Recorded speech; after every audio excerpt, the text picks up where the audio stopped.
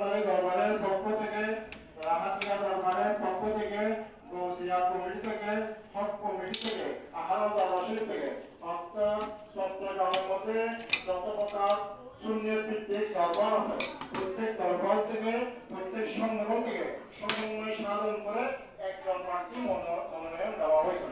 এ হচ্ছেন অ্যাডভোকেট ইকবাল হাসান ভাই। আমি আপনার ভোট করা মানে সেটা আমাদের জন্য সবচেয়ে দুর্ভাগ্যজনক।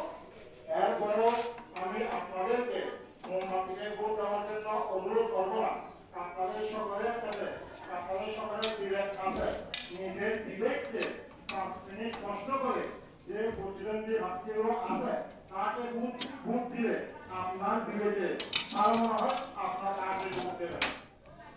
আমি রহস্য ব্যক্তিগতভাবে বলি, 17 বছর বাংলাদেশের মধ্যে কোনো নির্বাচন হয় নাই।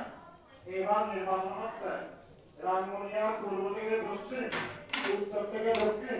আপনাদেরকে একটি মেসেজ দিতে চাই, সেটা হচ্ছে নির্বাচন যদি সুষ্ঠু হয়, সাধারণ জনগণ বলতে রিক্সাওয়ালা, ট্রলিওয়ালা, আমার মতো আপনার মতো নির্ভর মানবুন আমার চাচা চাচি যারা যদি ভোট কেন্দ্রে যেতে পারে হাতে মধ্যে যদি ব্ল্যাক কার্ড পেয়ে